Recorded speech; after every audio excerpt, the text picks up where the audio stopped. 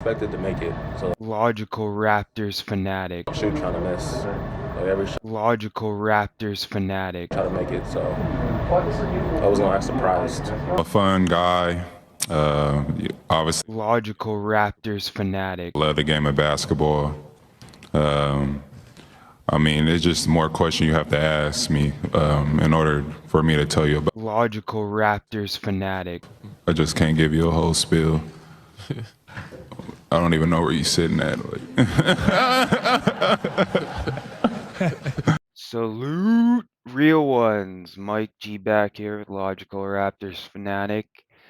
And in last weekend's drop, I kind of hinted at a Malachi Flynn more centered video, and I think I've kind of dove into the Raptors' history and kind of linked this sort of interesting situation. So let's dive deeper into it. Enjoy. Uh, it's different when you come off the bench because you don't really have you have to make the consistency. You know what I mean? So for me back then, it was just coming in and playing as hard as I could, picking up full court, trying to change the tempo of the game first and foremost, and then make open shots. And that was kind of my formula for success, and it worked pretty good until I got to the point where I was playing extended minutes and finishing games, and then I just grew it from there. So I always came in, try to change the energy, bring a lot of energy, and help the guys that were on the floor, and then just lock in and make open shots. Yep. So obviously that was a great clip there from Fred VanVleet laying out the blueprint of how he kind of broke through from deep bench piece to bench piece. We've talked about that process in a ton of my videos and stuff. But I want to pause that for a second because I think people have a very large misconception in the Raptors community, and this is propagated by the kind of older media and maybe some fans that don't understand the intricacies of basketball enough. But Fred VanVleet and Lowry aren't the same player and never will be. And that's fine. That's They're two different people. They're completely different people from different backgrounds, have worked on different skills. And I'll lay out the difference easy for people to kind of understand. Real ones already kind of know this, but I'll just lay it out basic and simple, right? So, Lowry was great with his IQ, timing, and ability to read the floor and know how to get a ball to a man. He was like a passing aficionado, like of a different proportion. He passes to win always, and he could also implement passing to develop and do a lot of different things based on his IQ. And sorry to say, Fred will never get to that point. But Fred has other elite skills that Lowry doesn't necessarily have. Like Lowry had to build up to become a better shooter. Like his 3 point was never super solid in a sense of comparing him to Fred VanVleet and his shooting numbers and kind of the efficiency he shoots with. Lowry used to use his body and physicality to gain space and leverage, right? I Fred VanVleet doesn't use his body in the same manner, right? But he's still effective in the way he plays based on his range and his ability, like his quick step ability, kind of, and his dribble package. He's a better dribbler, in my opinion, than Lowry by far. So, different skills, different players, both great leaders, both short guys. So that's probably where the similarities end, right? Well, other than their character, they leader saying leader means it encompasses a lot, but ultimately the manner in which they play and the IQ they play with are the biggest thing. Now let's talk about the defensive side because that was always a question for both these guys. And I think Lowry is a different type of defender than VanVleet. People want VanVleet to take charges. That's not his style. That's not where he's most effective. Lowry took charges because he's used his IQ and positioning to stop and get the ball. He couldn't necessarily steal it like Fred VanVleet. He didn't have the strong muscular hands and that muscular kind of heavy core, like the arm strength to like pull the ball out. The way Fred VanVleet's a strong man and has strong arms. He shoots volume. He works on his arms. It takes a lot of muscle strength and stamina to put up a tons of shots. It's not like just chucking up shots. This There's a lot of different nuances to how energy is spent and used. And IQ is a big factor on being effective on the court, right? So, okay, back to the defense. But Fred VanVleet's style is more, he likes to come from the backside when you don't know when he's there. So he'll sneak up and get real close to you and snatch the ball, right? He's a different defender. Lowry would let the defender see him. He doesn't mind that because he knows he's going to be physical and take the charge. Fred VanVleet's more effective coming from the blind side, getting up close and snatching the ball, not standing in front of the guy and letting him ramrod him down. That's not how like Fred VanVleet operates, and I think the coaches know that. He knows that. They both know that. They've always all known this, but people want to try to say, okay, Lowry, we had Lowry, the short guard, great, hungry underdog kind of guy, and FVV needs to be that. Exactly. On the court. Everything that Lowry did, we need him to do that. And that's not realistic, to be honest, to have those type of expectations for Fred VanVleet. Like he's a different style of point guard. He's better at not turning the ball over, but doesn't see the same passes. Obviously, in the pick and roll, you can see he misses his windows and timings that Lowry used to hit. So we don't run a lot of pick and rolls. You know what I mean? So it's just we play towards our players' best skills. And just because this one player doesn't play exactly like another player doesn't mean it's less effective or more effective or any other different other than what it says it is. And if they needed Van Vliet to take charges, I'm sure he'd be in the paint taking charges. This guy is willing to do anything to win. That's all he cares about. That's all Lowry cared about. That's the PG mentality, like understanding the game, the tempo, the refs, and how things are being called. I think Van Vliet's a little bit more intellectual with that. Lowry kind of had a little tough streak with the refs, you know. But they're great leaders in the sense of in their own styles. Like there'll never be another Lowry, right? There just can't be. Lowry's one of a kind. He's a unique, great player. The GOAT, in my opinion, yes. Well, for now, you know what I mean? Hopefully, we have bigger aspirations and maybe someone else comes up, but still, like, you know what I mean?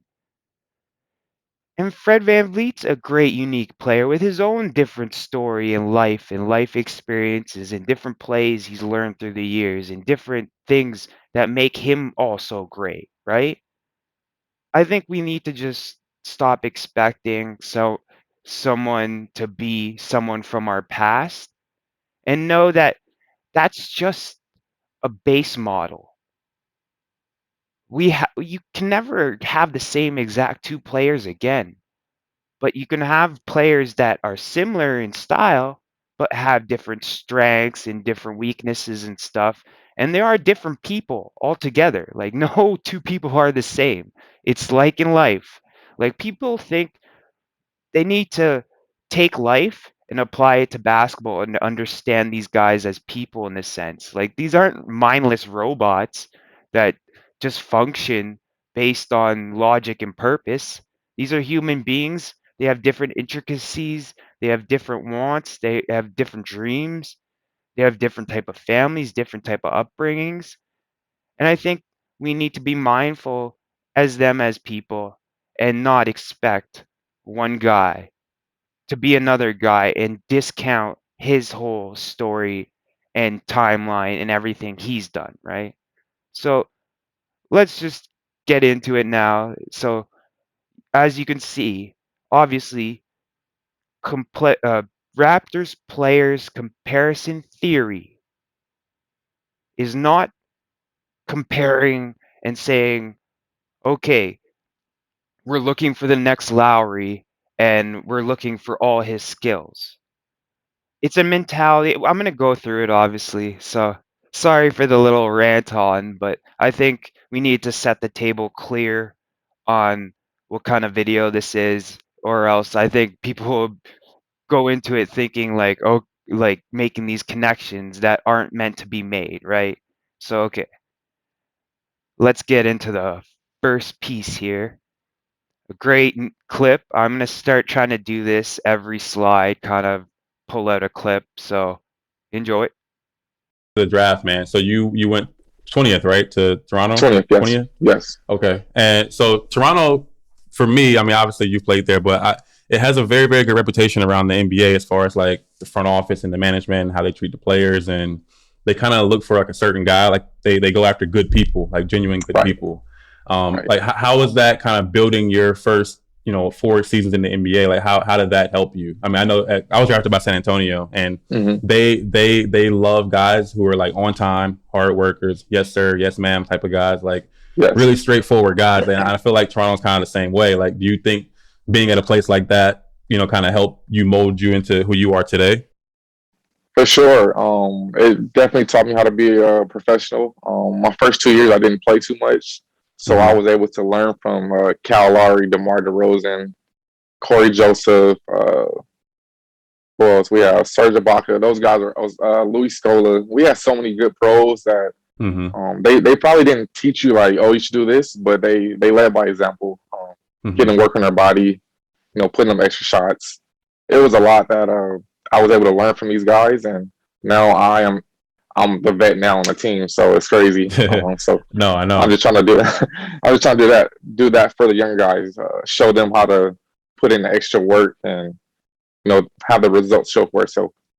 So that was a great clip from Delon talking about him being drafted by the Raptors. So let's dive a little bit deeper into what he said there. He did talk about mentors. So DeRozan, yes, Kyle Lowry was a mentor to him, right? Serge Ibaka, Luis Scola, yeah, yeah. Well, Serge wasn't there yet, right?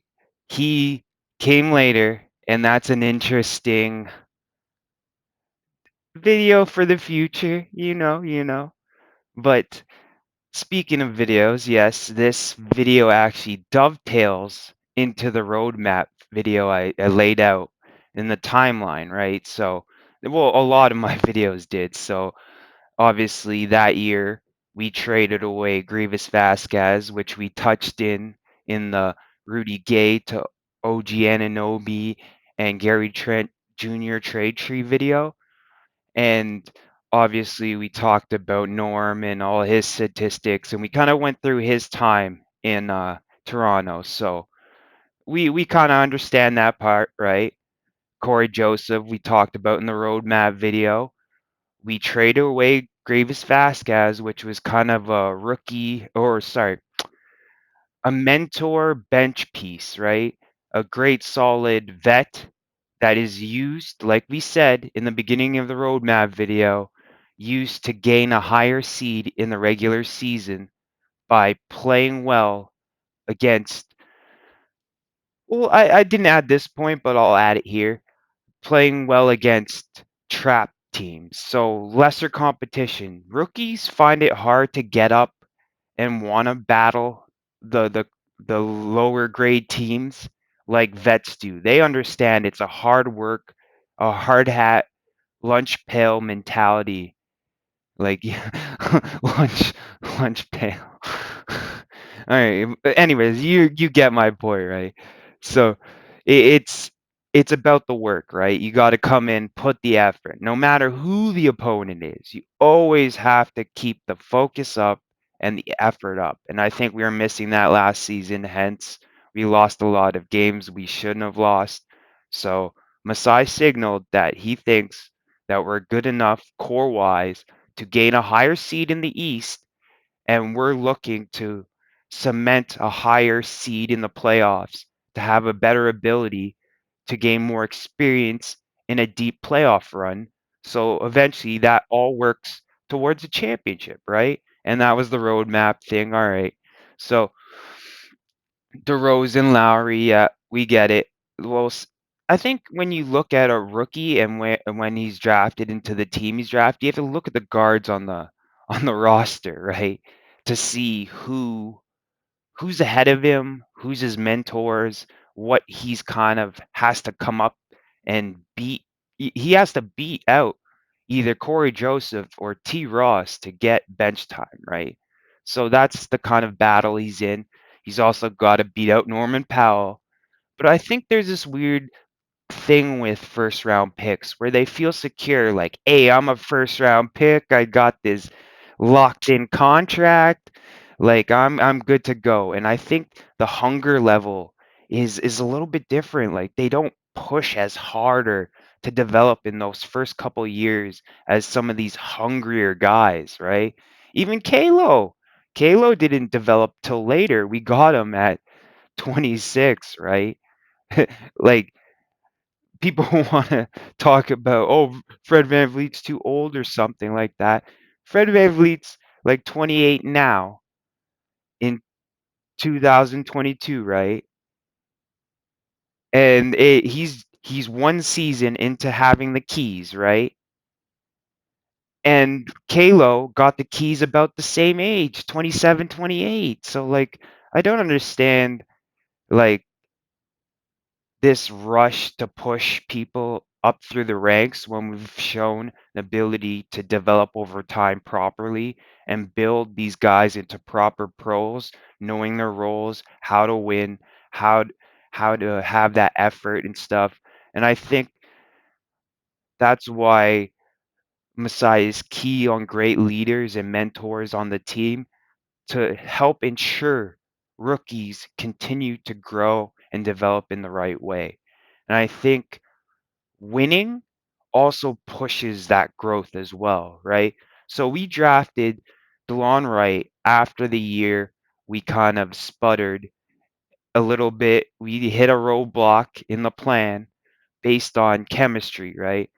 So after the Brooklyn season, our chemistry was kind of solid for that point, right?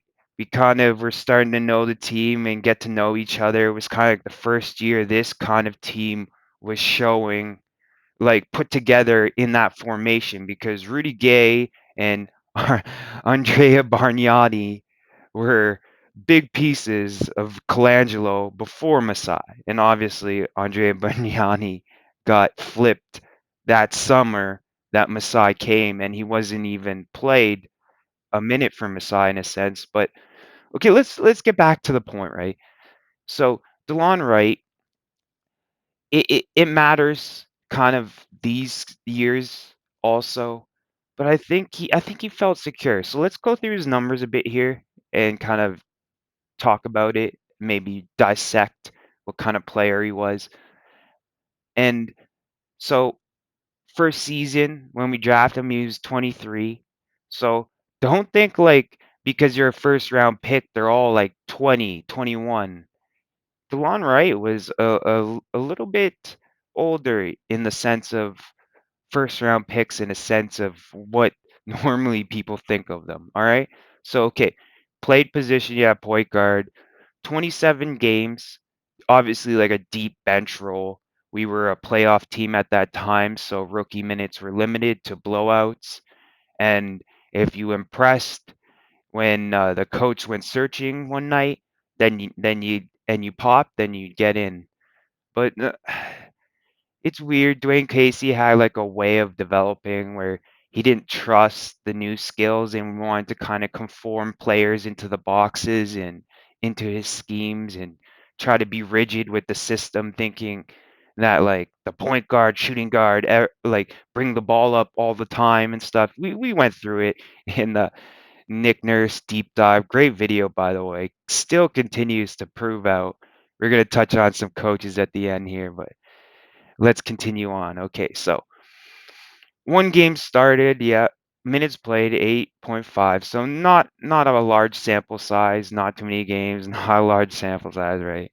So got 3 attempts, shot league average for a guard, right?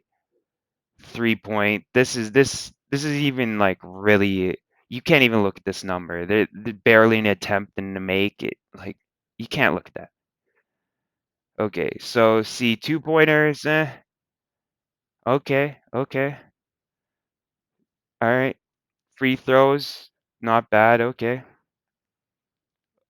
Some rebounding. Okay. An assist, a tick of a steal, a tick of a block, half a turnover, 3.8 points. So Delon, eh, he looked like we were looking towards a more traditional point guard, but in the sense of a better defender. Okay, see, this is what teams do. So DeRozan was never a solid defender, obviously. Kalo had his issues. We talked about it just a second ago. So, what teams do, they think, okay, let's bring in another guy that's great on defense and we're magically going to be better. But the problem is, when you repair problems like that, you can't play the defensive guy and have the scoring of DeRozan and Lowry still on the court. So it's like you can only put one guy in the scenario on the court at a time.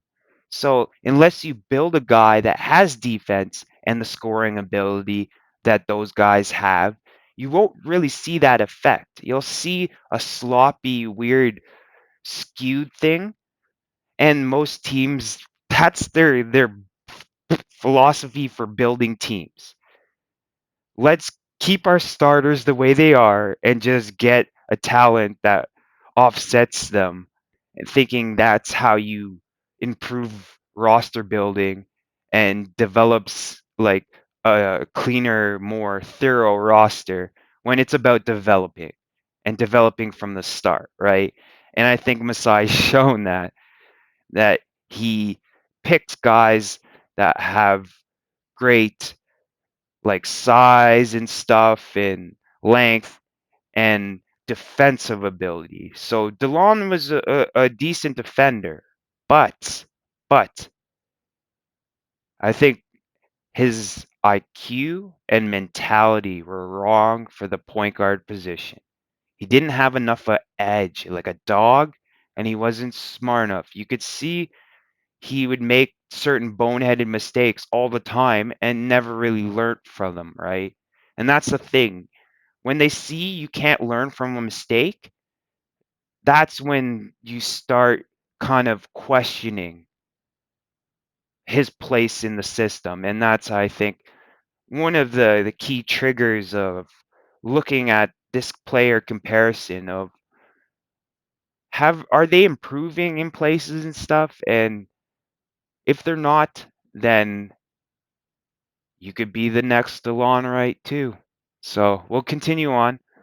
I actually didn't know he played G League, a lot of G League minutes. I assumed that he was higher up and that because the G League was new at that time and there was kind of like the stigma around going down and saying like, oh, you're a bum, you're in the G League, you're the D League, development league, right? So this was the first year, the inaugural year of Raptors 905. We kind of brought the team in more for Bruno to try to develop those sort of talents. Like he was missing a lot of key like skills from the beginning. And I think it's it's key to when you bring these guys in fresh, you have everything set up and it runs smoothly. timeline in the NBA is short, and that growth period of players and the way they mold themselves is like a child. In the first 5 years of a person, that's where their like kind of personality shapes and how they are shaped. And it's similar to the NBA in a sense of when you come in, your first couple years, the way you are kind of shapes the rest of your career, right? And I think third year is a really big mark for most players. And we're gonna go through it. But I think even Precious now, that's why most improved player usually goes to a third year player because that's usually when they figure out like first year they're kind of trying to get their feet wet. They see the problems, go in the summer, work on them, thinking they got the right plan, come back next season, see the league adjust on them again, and realize maybe, okay, some of the work I did wasn't really good work. And then they come in that second summer, put in more productive, smart work, and understanding maybe work differently, and come back in that third year and kind of pop. And then it kind of accelerates afterwards, right? We saw Pascal pop in his third year.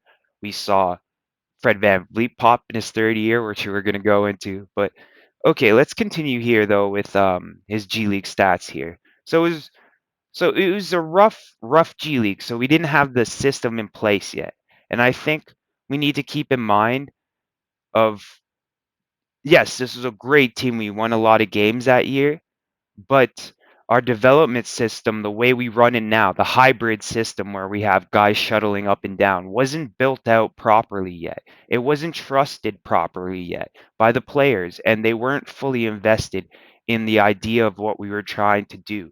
I think Masai took directly from the NHL model of development because they're great in the sense of well MLB does a longer development cycle and similar though too with multiple leagues, but NHL has the one under league and several other leagues that where they could put prospects and still have rights on them as Maple Leaf players, right? But the G League is the one league that the NBA can now use to farm amateur talent into pro or talent, right? So they take guys from schools or other unknown pro teams, bring them into the G League, mold them into NBA players, and see if they can get to the NBA level, right? And the NHL has been doing that for years. Baseball, that's the fire that every player goes through. They have to go through like so many levels of baseball even to reach the MLB. Like the draft is insane on how many players they take and how many players don't ever make it, right? So we need to look at the effects of the results we're doing and the great results we're doing and understand that if it's not broken, don't fix it, but we can also enhance certain aspects of it, right? But we need to keep the model principles and the pillars. I think that's a great kind of catchword that's kind of maybe formed around what I'm talking about. The pillars are kind of everything that you need to be to get minutes on this team. And it's interesting, Delon Wright and him were talking in that clip about the right people. When you're able to select from a higher group of talent, you're able to find those right guys that they were talking about, the right mentality and the family first, team first guys, right?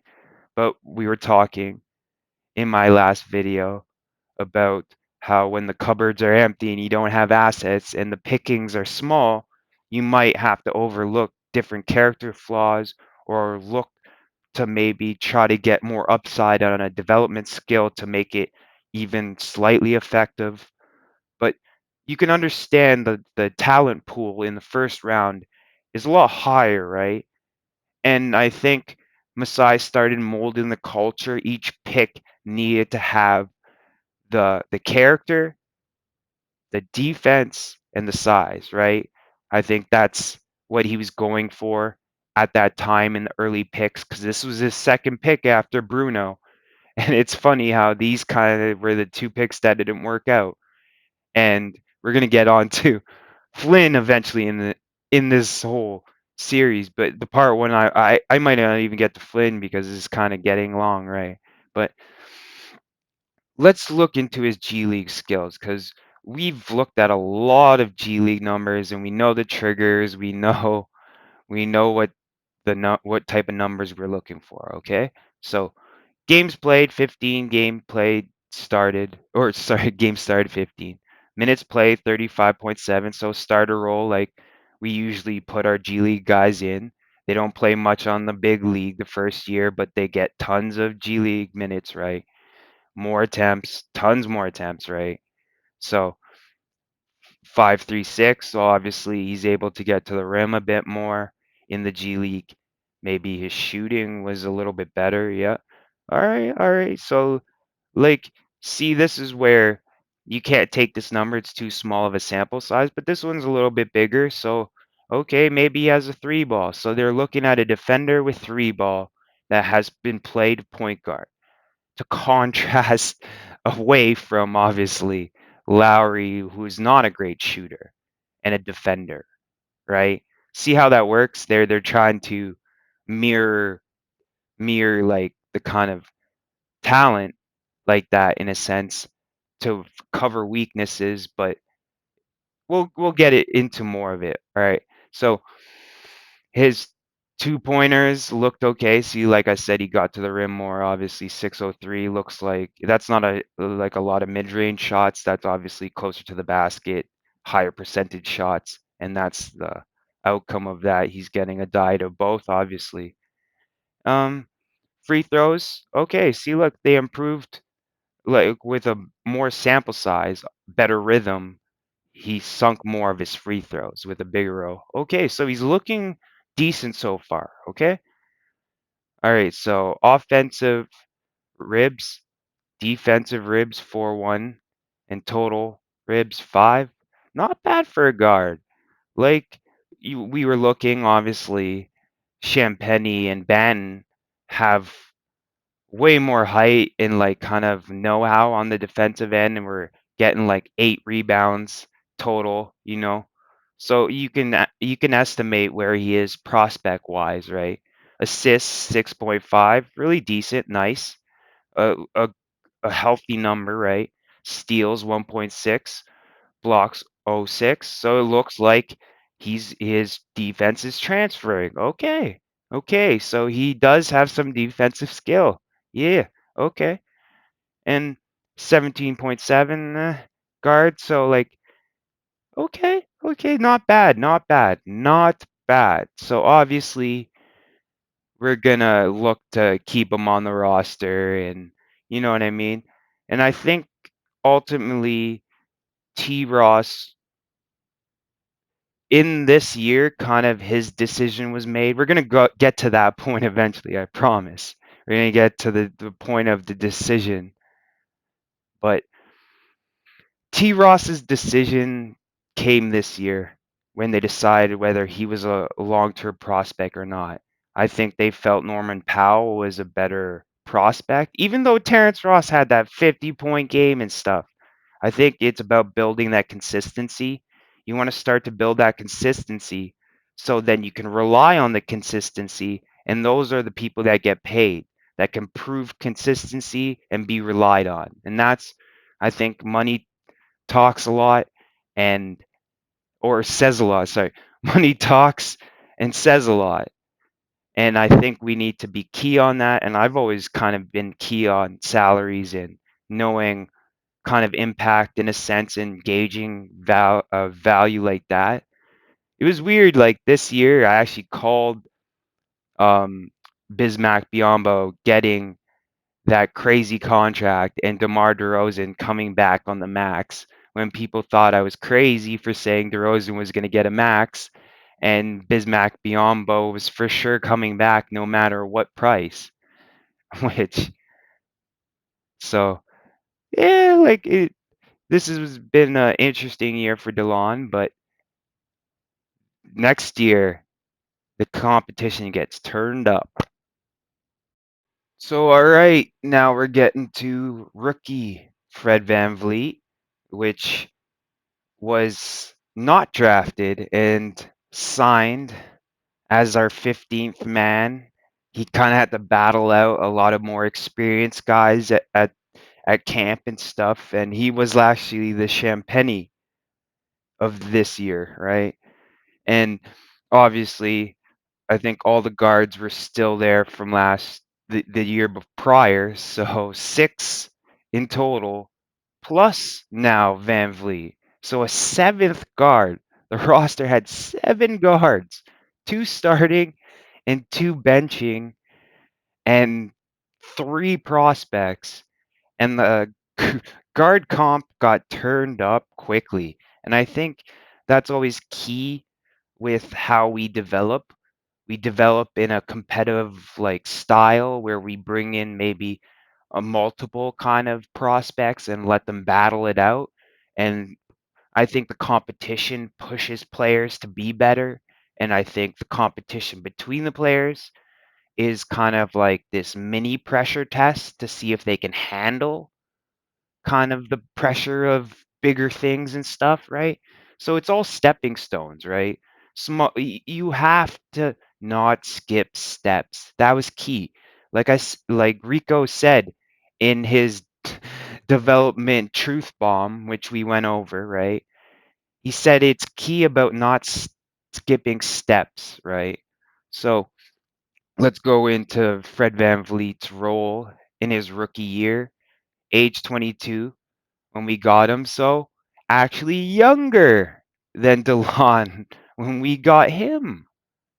So like interesting how we drafted out of the first round a guy older than a guy we signed undrafted, right?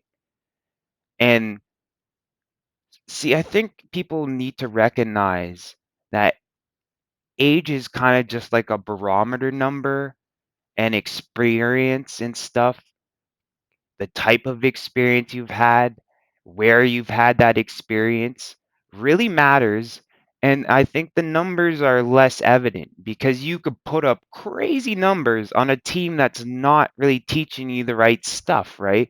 And I think that's the AAU trap where they kind of want to display the player's best skill only to kind of because it's like a meat market, right? And you want to move up. Everyone's always looking to move up. It's like a dog eat dog kind of meat market fest, right? Where they're displaying talent, trying to move up with guys. So if that guy gets signed to another team and says, "Hey, you got to bring this coach on. He was great," and he gets moved up. It's sort of this weird. We talked about the purity, right? In that Rico Hines development truth bomb video as well. So let's just continue on. I don't need to go deeper into that. If you want to check out the Rico Hines video, that was a great one. All right. So age 22, point guard, 37 games. So more than Delon. I think maybe Delon was injured, maybe. Who knows? Games played, 37, a bit more. Minutes, similar, right? Non existent, pretty much. But we heard Van Vliet describe his come up from this role, right? So he said, every time I came in, I gave full effort, picked up the guard at the baseline, full 93 feet, similar style, and made his shots, right? So let's check. Let's actually like not take people's words for things and actually check them against the raw data. The raw data never lies.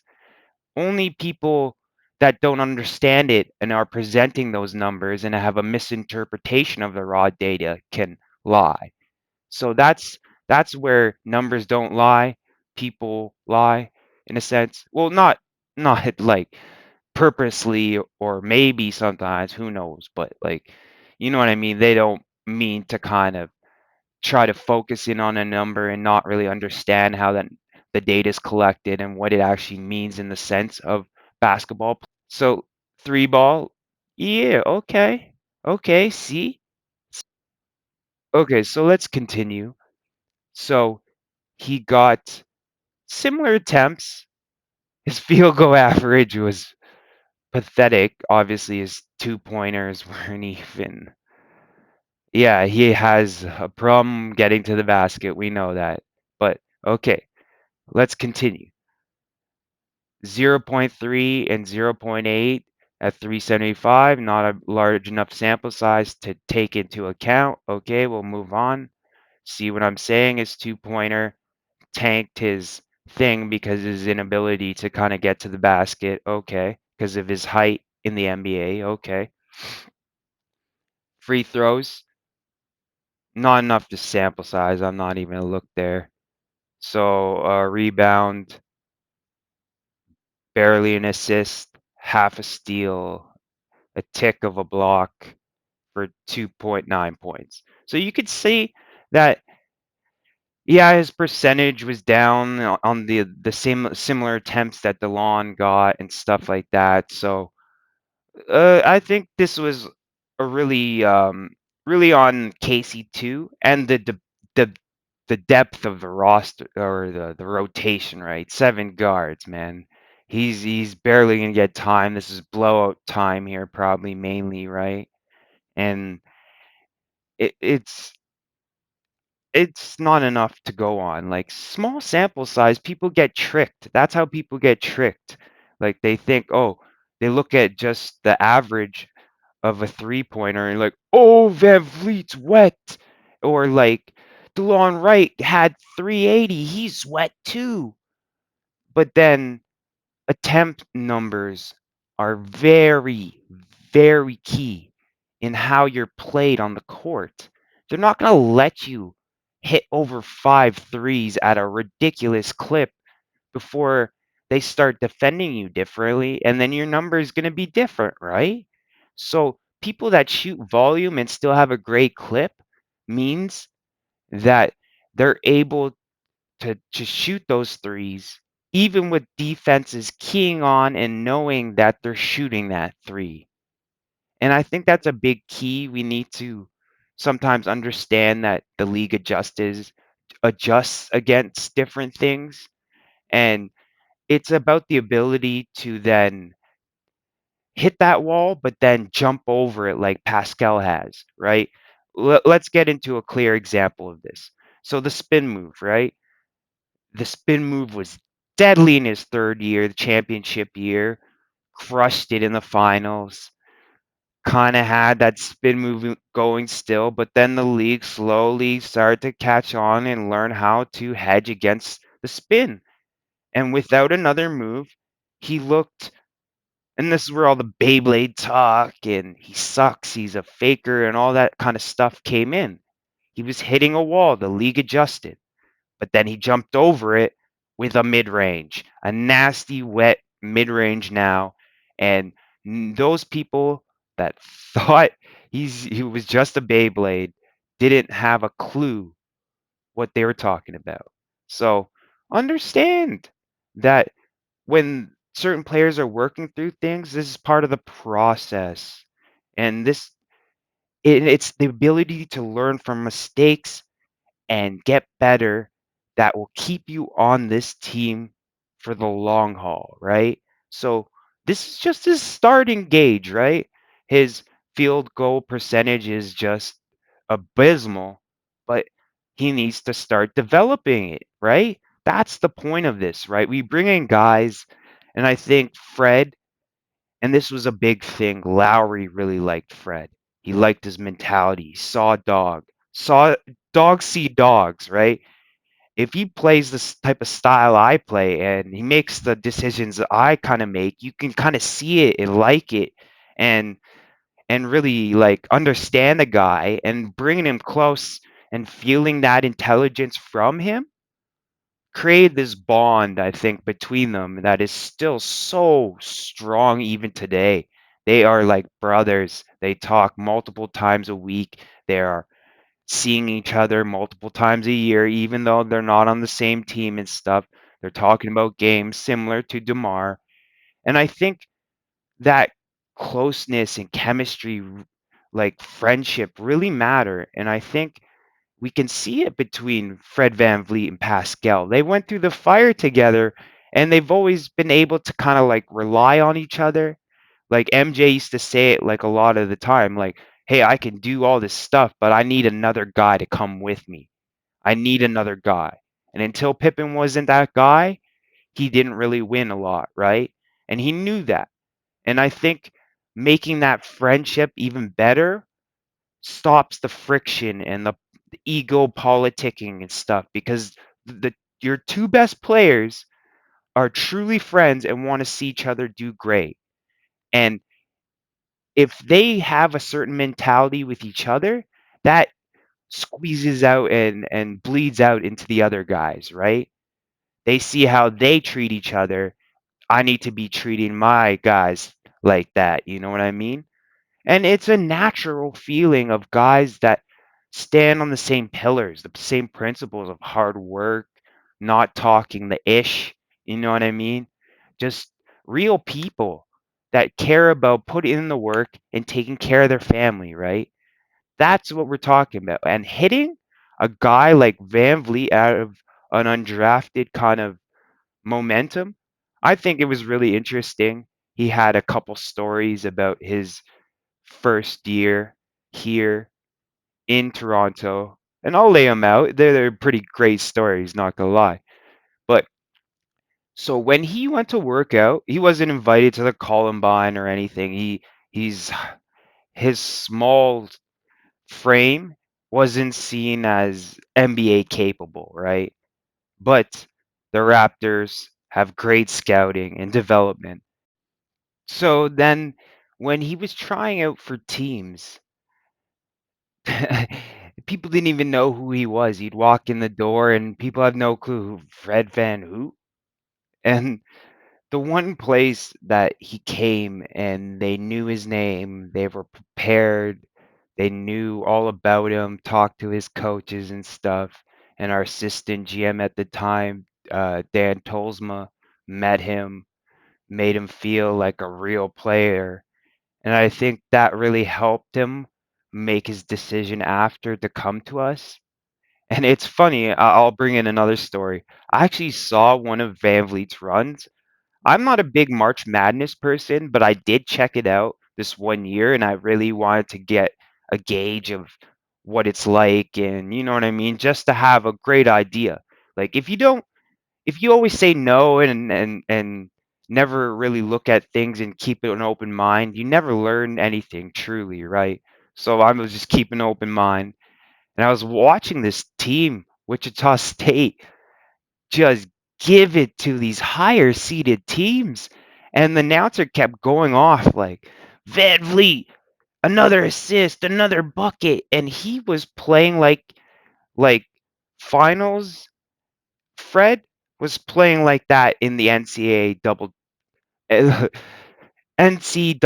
tournament, March Madness. He was playing. I saw it. I saw this guy just really put a team on his back, the way he did kind of in the first part of this of the return season. So when the team returned back from Tampa, that early point of the season, that's the stuff I saw in the NCAA tournament. A guy, just like a small guy, and I loved his name. They kept saying Fred Van Vliet. I'm like, oh shit. And that I noticed his name, and that's what kind of stuck in my head for a while. So I kept track of him. And when we signed him undrafted, I loved it. I loved it. I knew what we were getting, sort of. And I've always kind of been a champion for Fred Van Vliet. And it's interesting how COVID kind of hit. And I used to talk this stuff with guys in bars, right? Like play pool. I was in a pool league, billiards league, 8 ball. I was in like kind of a pool league, similar bar style. Like those were, you'd have a home bar and you travel around the city, and a lot of the times we'd have games on and we'd be talking sports. There are a lot of sports fans in the league, right? And I would talk and debate all these guys about, like, older guys, like really older guys, about basketball, and do this in person. But COVID hit, and I kind of, that's when I started coming more vocal in, I was in like Twitch first. I wanted to see what Twitch was about. And then I came to YouTube, and I was more into the NBA kind of blood sports debating, like really hard logic. Like it was a lot of MJ versus Braun stuff, how deep those kind of battles get, and then sharpen my teeth there. And now I've always kind of been obviously a Raptors fanatic forever. I've always been an outside watcher of the content. And I'm sorry if I upset people in my rant, but it's from a fan that has been around. I was Mike G for 9 years till I switched to Logical Raptors Fanatic, and I've been around. If you know I've been around, right? And the real ones know, they know I've been around, even doing the same kind of talking and stuff, not as Logical Raptors Fanatic. But okay, now let's get back to the point at hand. I've seen from a creator side how helpful it is to comment, like, and do all this stuff for people. And I feel I want to do my part to push the new media, like, kind of good content. I want to find whoever is delivering that truth and that growth and giving me that truth, right? Their truth, and I want to grow that and make sure their voice is more prominent in the space, right? And that's my own feelings. I know I maybe I get too caught up in that a little bit, but I really feel, just because this is my mission of channel, it's not for money or anything like that. It's to educate Raptors fans, so when I go into other debate channels and other team chats, which I go into other teams chats, and if you want to know what the team's really doing, don't go to the media heads. You go to the grassroots fans. They'll tell you exactly who a player is and all his faults and stuff, like we know our players. It's the same thing. We need to stop thinking that we're the only people like that and understand there's groups of people that are similar and can give us this information because they live and die on the same team that that like they watch and stuff and have the information on like we do, right? And that's the information, and that's the real true new NBA media, and the facts that are what they are. There's no glistening and spin. These are honest fans giving their honest account. And the more fans you hear from, obviously, you get a larger sample size, more accurate descriptions, and you kind of can tell who's unlogical and who's logical. And you start to form opinions and, and see the trends from those people, the information they give you, and see if it becomes right. And then you could start listening to what they say. But if you would start to use their information after you've kind of like trusted them, right? But if you go somewhere and use a piece of information, someone calls you out being wrong on that information, I'm going to start to question that source and not necessarily believe everything they say, right? So that's how content works. And I think I want to just keep things truthful as much as possible and be honest with you guys. Like, honesty, that's all I want in creators, just to be honest. And I think that's what other people want, and I'm just gonna try to give that to you. But so we can see, obviously, he wasn't great for us on the big club, but hey, this is the year. The G League Championship stats. Yeah, yeah. All right, so let's check this. This is a big piece in the kind of story of Fred VanVleet and Pascal Siakam, the G League Championship.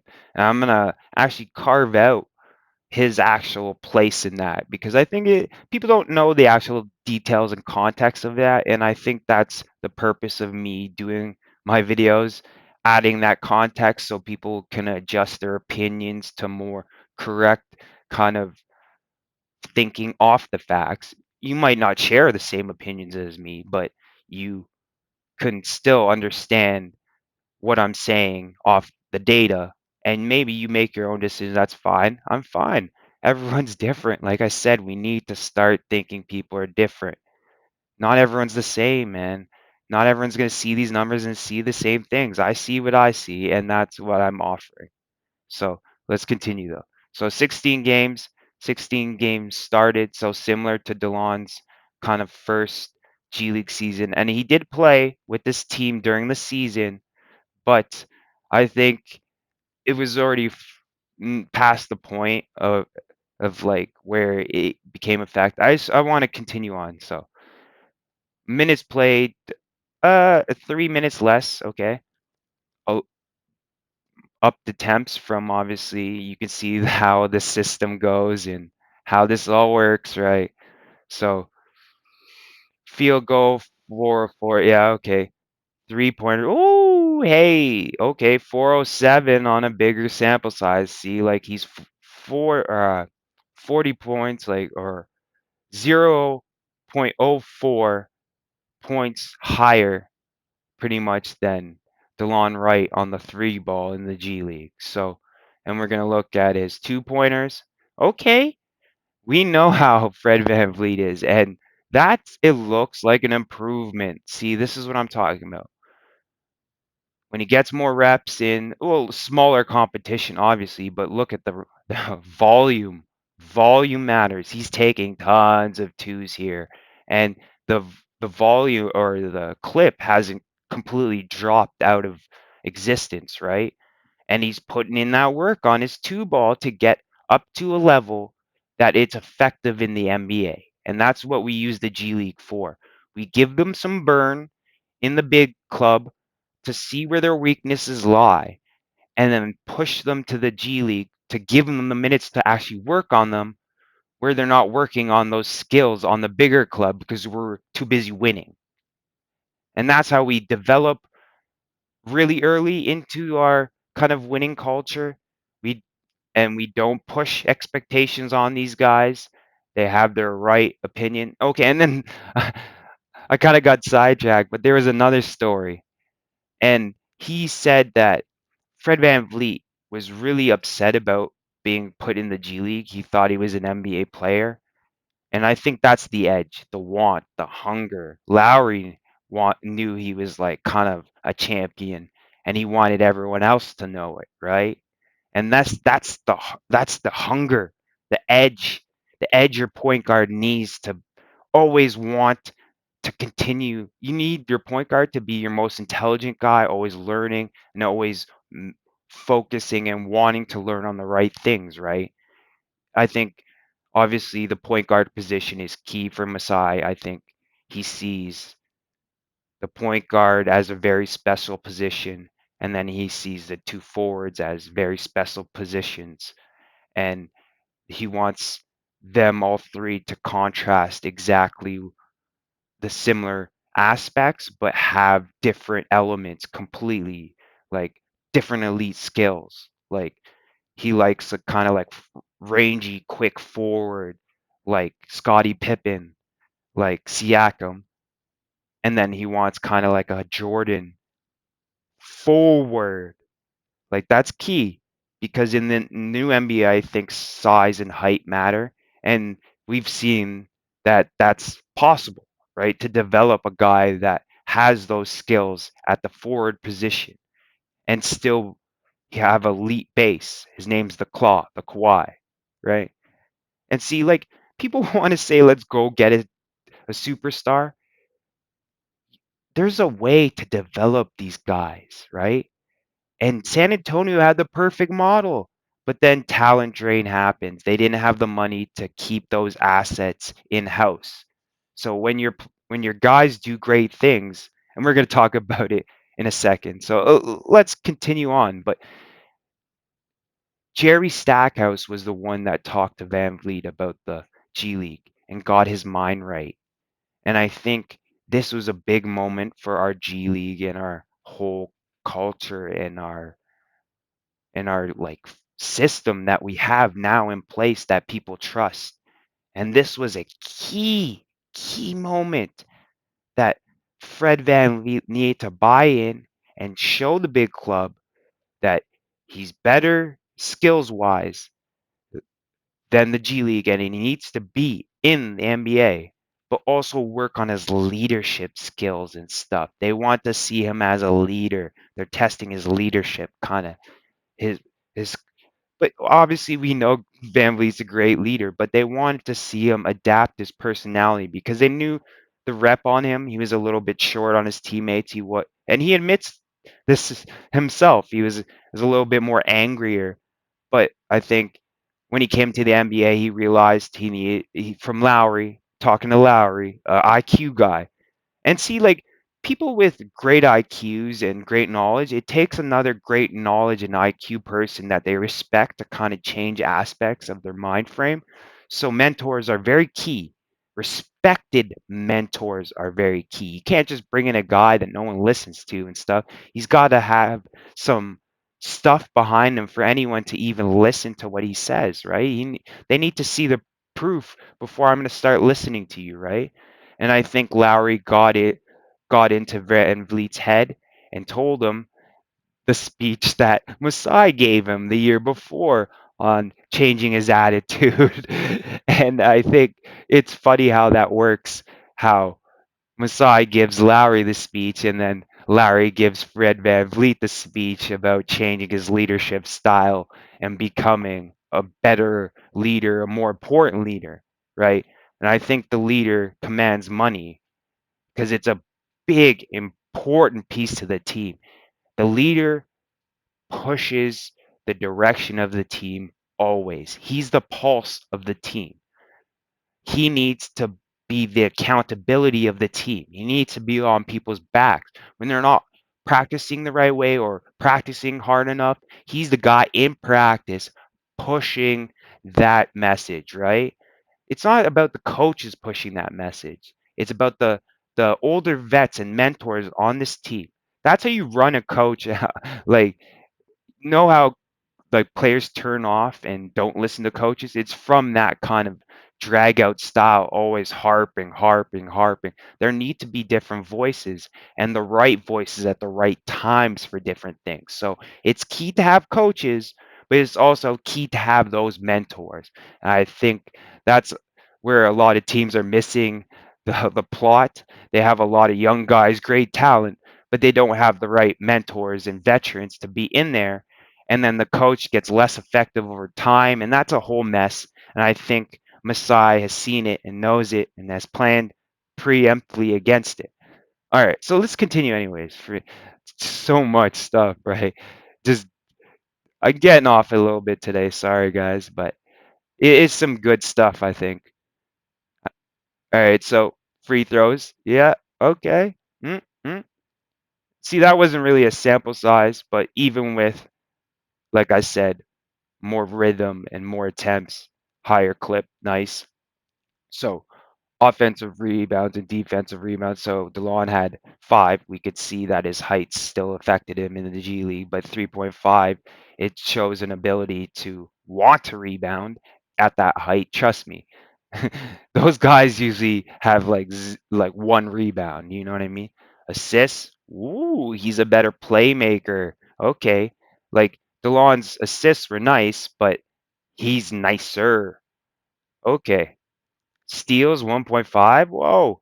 And a 0 block for a guy that's tiny. Whoa, how did that happen? Okay.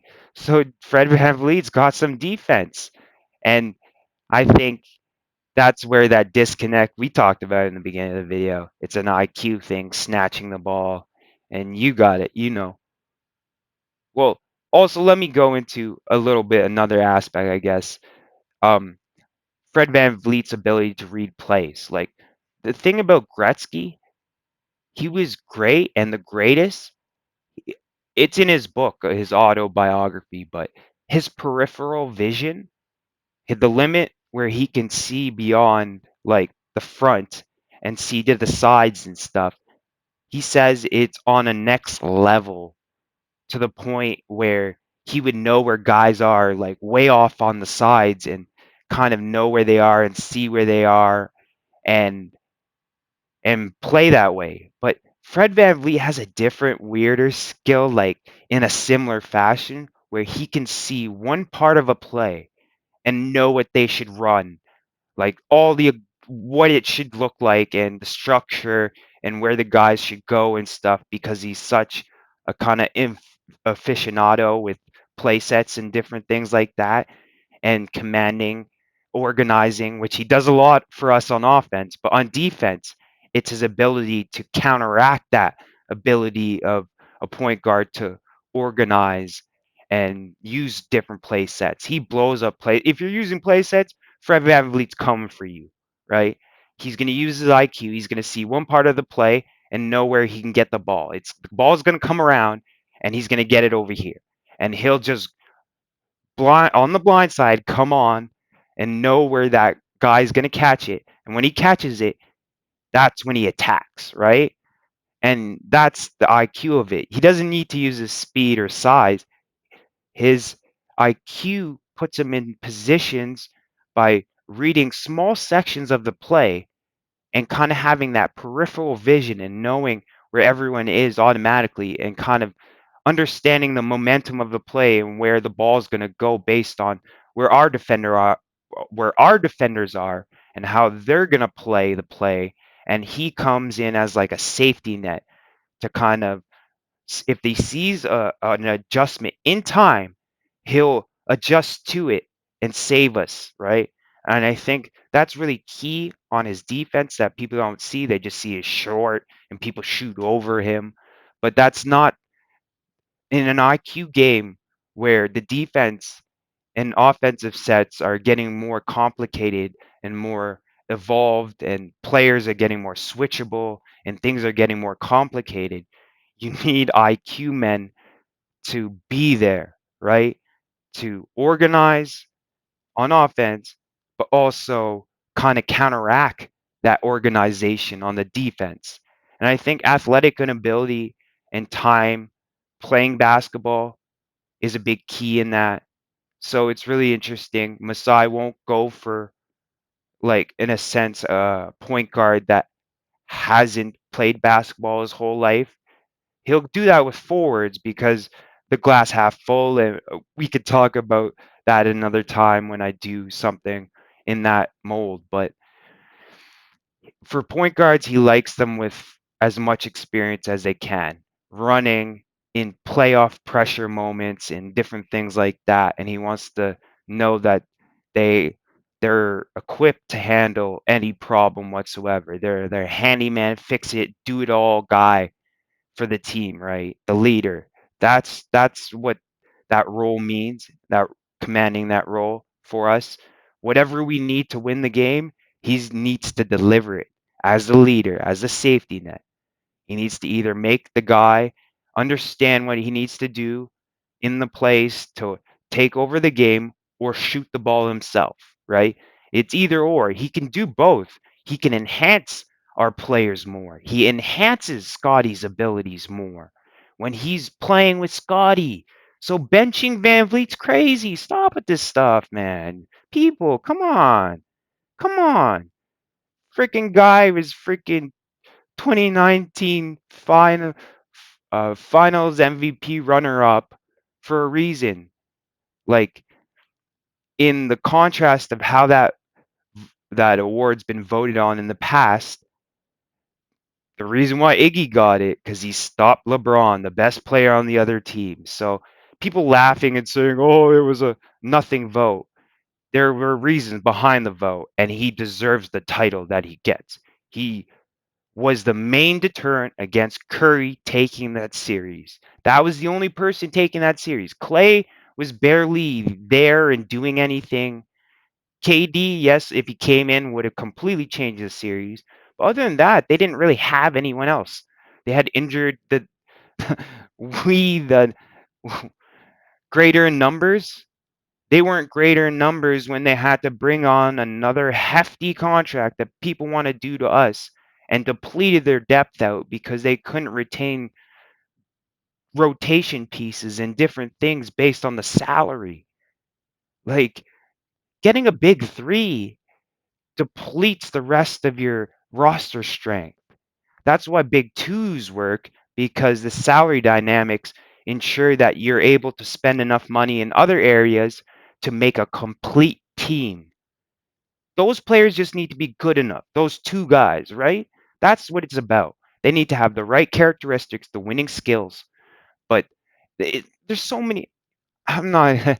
I'm not even gonna go into it right now. But okay, let's continue on, right?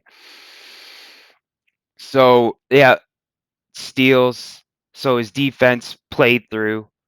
And look at this assist to turnover ratio, minimal. And he's still doing that today for us still. And this is one of his key, like I said, keeping the ball in his hands, not turning the ball over. See, 2.8, it's a 1/3 versus a half, right? Where it's normally at. Sorry, uh, personal fouls, yeah, 109. And then 16.9, okay, 16.9 for points. Okay, okay, he's showing that he, like I said, and we've seen in other players that have hit the proper projections that we've kind of spoken about, he's hitting it. All right. So Raps, all right, this is the championship, and I'll explain his part in it. He actually didn't play the first couple games. He came in when we lost the first finals game, and we're gonna get eliminated because it's only like a 3-game series, best of 2 at that time for the championship in that year. So he came in when we were down 0-1 in the series on the brink of elimination, came in for the last 2 games and clinched it out for us. So let's look what that looks like. So 36 minutes, 0.5. All right. Whoo, upped his attempts. All right. Got 4 more attempts. And we know he developed through the years. So this is kind of more of a snapshot maybe of his finished product, a bit higher pressure. It's a little bit better of a snapshot in the sense of what he looked like at the end of the year. So we'll continue. 4.86, that's up. 50, wow. Woo! But could maybe get off a couple shots. Like I said, once you start shooting crazy, they hedge on you, right? They start getting on you. But ooh, looks like his playoff number is another year, right? Funny how that works. He does something in the G League, and then it happened in the real playoffs. Yeah, so let's continue. So 7.5 makes 15.5 attempts, higher attempts, better percentage. So he's getting the midi. He's improving. He's improving. This is what we want to see. He's learning from the mistakes, and he's learning what he needs to do to be more effective. All right. So, all right, about the same free throw attempts. Hit a hit a better clip. So he's definitely a clutch guy. This guy goes in the clutch and gets it, right? Ooh, upped his rebounds. So he fights harder in the playoffs too. 6-0 total rebounds. Oh my God, 11.5 assist. Uh, and people don't want this guy as their point guard because they think he can't play point guard.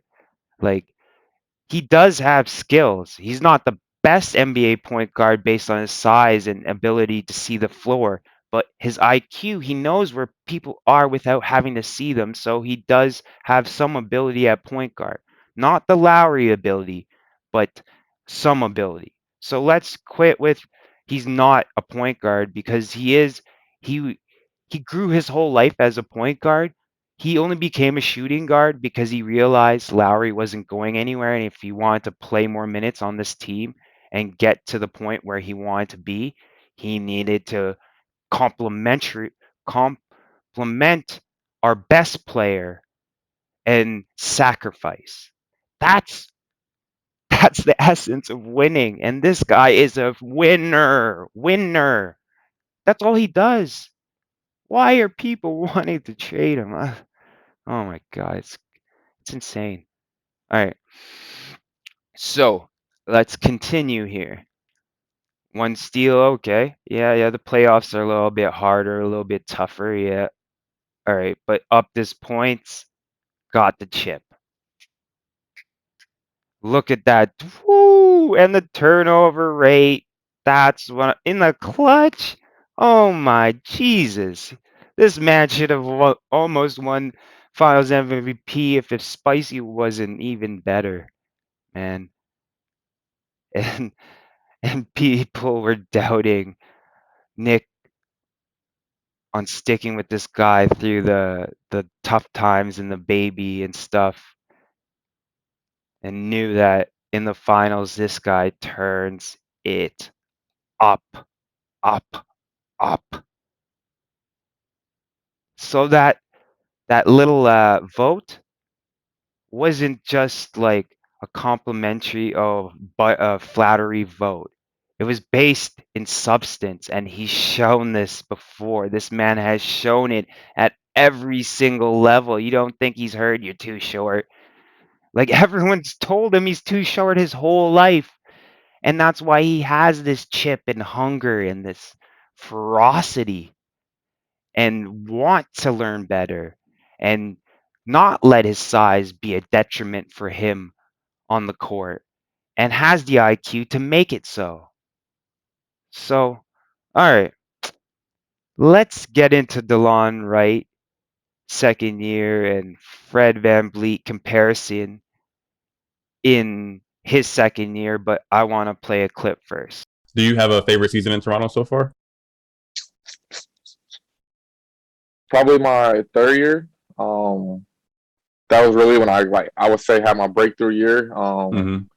Me and Fred would kind of split. Fred VanVleet would split time in the backcourt on the second unit, and he had got hurt that first round before the first round against the Wizards. So I was, I had more of a role in that series, and I pretty much played the whole game guarding John Wall and Bradley Beal, and we made it out of the first round. So that was kind of like my coming out party with them, needing me to step up. So that was probably my favorite year, and I feel like that's the most memorable year that I had with them. Okay, I want to make this point very clear. Whoa, whoa, whoa, whoa. He said that when VanVleet got hurt, his opportunity, that's when the team needed him to step up, and he delivered, right? In the moment, and we won the first round series in the 2017 playoffs, what he's talking about, right? And or sorry, 17-18, sorry. 17-18 playoffs, what he's talking about, the bench mob year. And we're going to go into it. But so pretty much Fred jumped him. So let's take a look at that jump here. So this is both their second year. Delon Wright and Fred VanVleet's second years. This one's a year ahead. This is in the bench mob year. So this year was the year that was happening during rookie Fred VanVleet's years. So okay, this is where I want to start to converge the years, because I'll show you here the very clear evidence. Okay, so 24 at that time. So a year before this, and Fred VanVleet was younger when he was 25, the year he got his breakthrough, right? So let's continue to look through the statistics here and compare here. Games played 27, so it didn't look like Casey thought much of him in a sense right here, or he got injured maybe. I don't know, whatever. But here, like, teams can only go off what you show on the court. I think that's the stuff that they can evaluate for real. In practice looks nice and stuff and all that kind of stuff. We're gonna go into it in part 2, but I'm gonna continue. Sorry. It's getting a bit long, man. Jeez. I meant to cut this video down, so well, I actually did cut down quite a bit. I already cut out like at least like an extra 45 minutes somehow. I don't know. I could talk for days about the Raptors. I love them. I'm a fanatic, as you can see.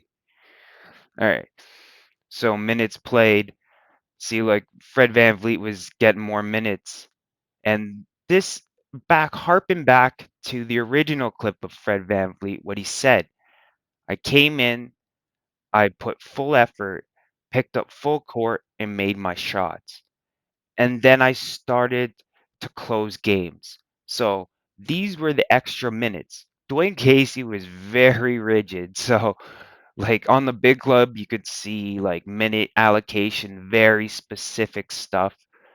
Delon Wright played exclusively on the bench. That's the minutes that the bench got. And then the better bench pieces got to be in the closing lineup, which looks like that. So bench and then a closing piece got like about 20 minutes. So got more shots up, better clip. So see, starting to jump him now in Fred VanVleet's one weakness in a sense, right? All right, look at this. Wow.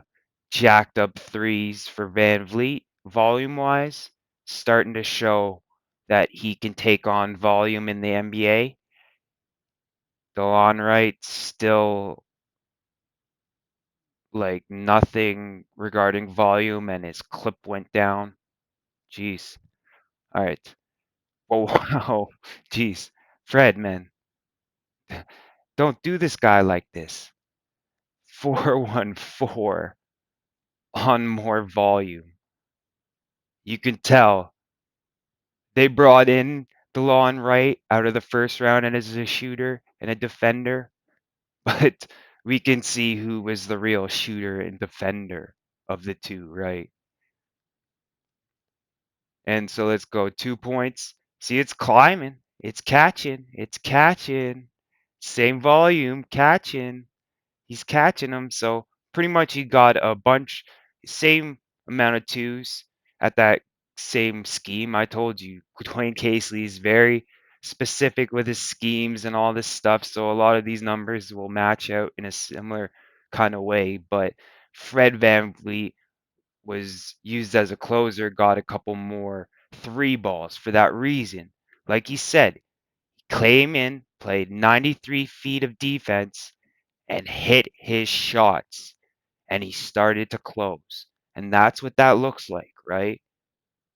This is from taking words and looking at the real statistics and looking and making the connections, the truth connections, right?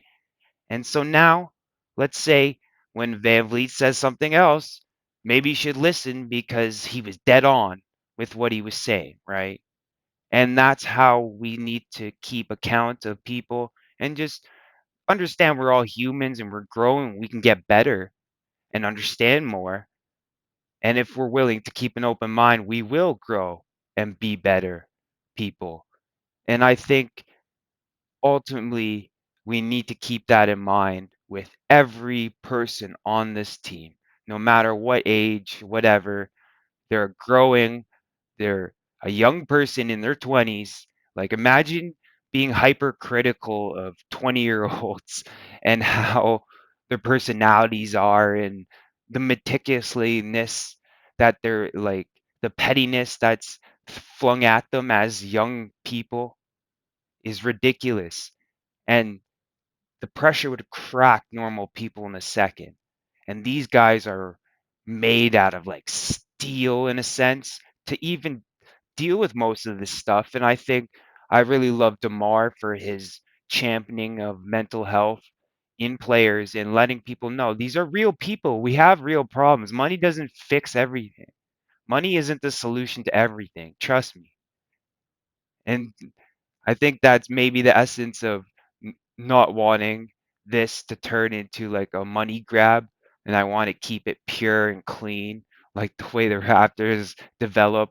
Hey, we're developing fans. We're all growing together and developing together. I'm learning from other people. People are learning from me. And that's the Raptors way. I love it, man. I love our culture. I love our guys. I love the great genuine community of the real ones, the real Raptors fans, the day oneers, even the new people that kind of seen those principles in us and have really fell in love with our team. This is a team that it's about sharing the team with other people. And I love that aspect, showing them a great team that's about the right things, that plays the right way, that cares about each other. It's like a family, and like the communities that build around this team are like families, and it's so beautiful. It's beautiful to be part of this, and I'm so blessed to be part of this, man. But let's continue on here. So it got close, right? And then Fred estimated field goal percent. Boom, bumped him, right? Boop, off the board. Oh, bumped him off the board, right? Oh, Jesus. Now he's getting more rebounds, bumped. More assists, bumped. Oh, got a tick of his steal. Okay, he's holding ground, blocks, holding ground, but VanVleet's smaller. So bumped, bumped. More assists and similar turnovers, bumped. All right, he's playing harder D, putting more effort. So I'll let that stand. 8 points. All right. That's probably equivalent in, well, if we went down by the bare metrics, I'll give it to him for the shots. That's about shot. So you got to check volume to understand scoring sometimes, and realize that averages are based on that for a reason, to understand volume. But then volume numbers need to equate and understand, and you need to transfer that knowledge into actionable knowledge. And I think that's why I didn't mean to call like the stats don't lie, people lie. I didn't mean to say lie. It's just people aren't making those connections and overseeing different things that are really important. I think it takes people that have really keen minds, and I don't see everything. Not everyone sees everything. I'm not even diving into the deep analytics. It would get so convoluted. I swear these videos would never end, right? And I'm already having trouble trying to shorten them. So, housekeeping. All right, sorry, this has gotten way too long, and I'm just gonna go quick. If you're looking for one of those communities that I was talking about, where it's like a family, Raptors freak, Lex, 9:30 a.m. Eastern every morning. We all congregate there. We're like a big family of diehard Raptor fans that just love our guys and want to talk and be critical, but constructive critical, and know why different things are happening, or what skills they need to work on, or learning the game more, being a real one, right? People are there trying to be real ones, and I'm there to help, and people are helping me be a real one. Mo, super. Superfan Mo. She's actually like a community hero. One of the people that they previewed on the show. She pretty much knows like every little like interview, like every event the players are at. Like she knows beforehand. So like even before like a lot of the events happen, she already kind of can let you know and know that they're happening. So you can even be a more in-depth fan with your knowledge.